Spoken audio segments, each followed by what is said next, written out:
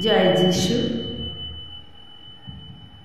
যে পিতার স্বর্গ সিংহাসন, যে পিতার বিশ্ব পৃথিবী পাদপীঠ, যিনি সৃষ্টিকর্তা,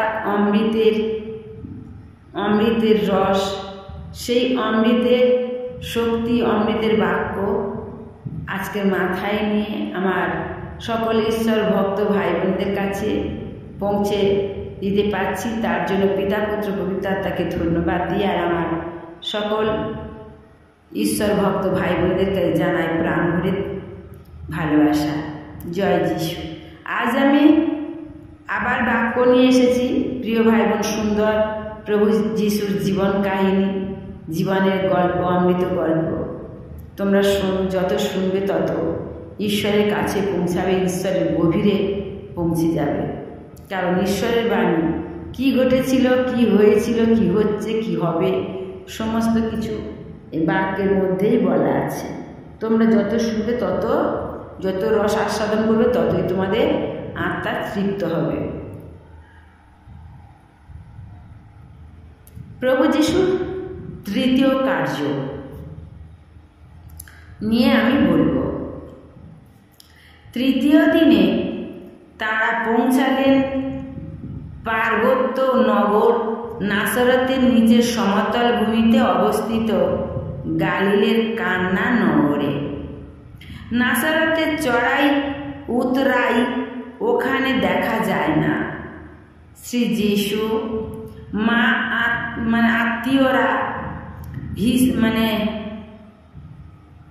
হিসাবে পূর্বেই কান্না নগরে বিবাহ বাটিতে উপস্থিত ছিলেন।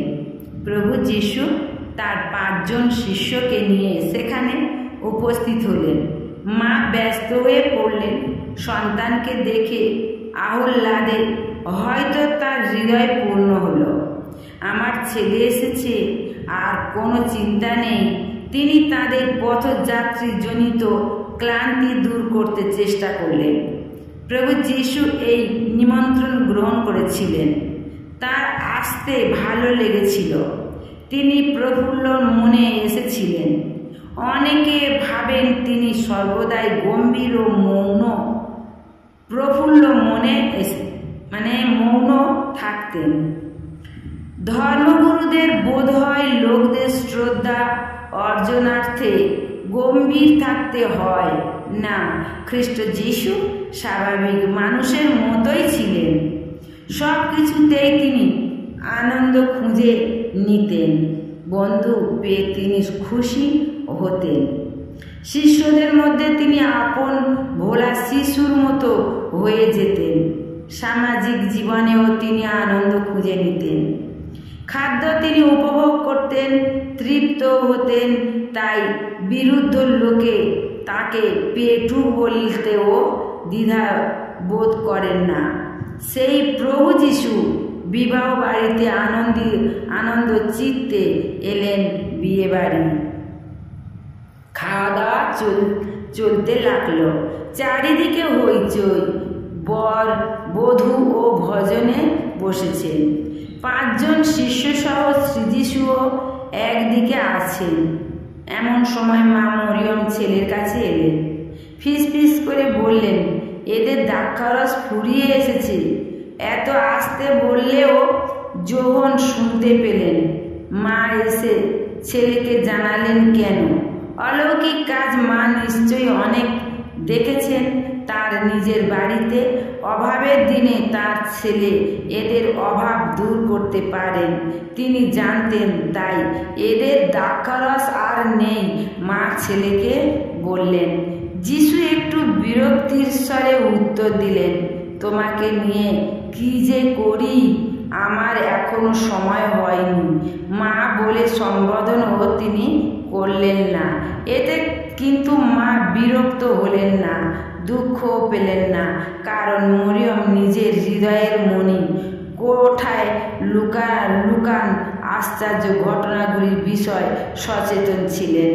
আরও জানতেন যীশু খ্রিস্ট ঈশ্বরের পুত্র।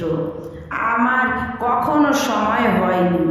মৌর মা ব্যস্ত হয়ে পড়েছিলেন দ্রাক্ষারস ফুরিয়ে এসেছে দেখে।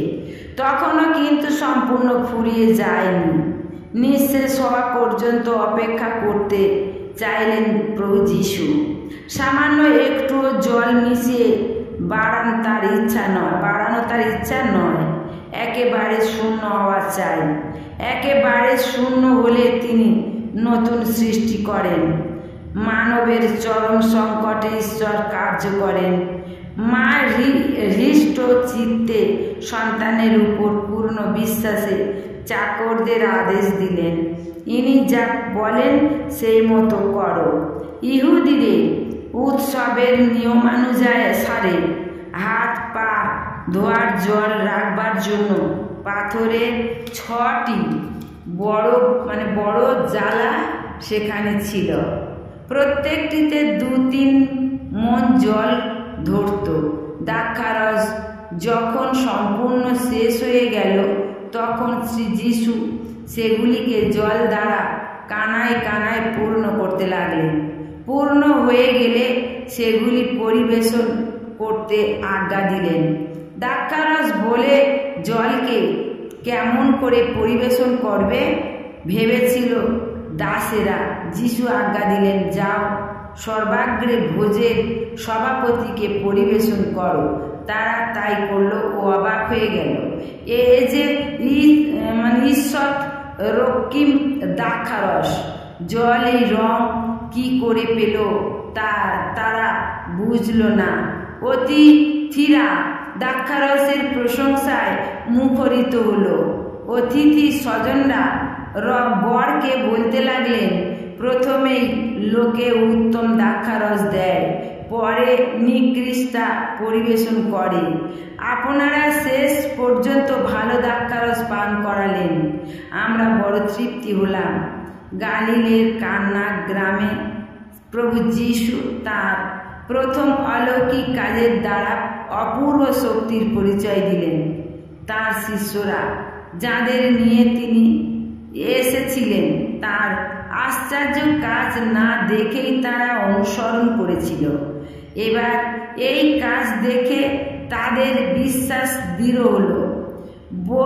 বর-বধূ তাদের জীবনের বিশেষ দিনে এই ঘটনাটি কি ভুলতে পারে?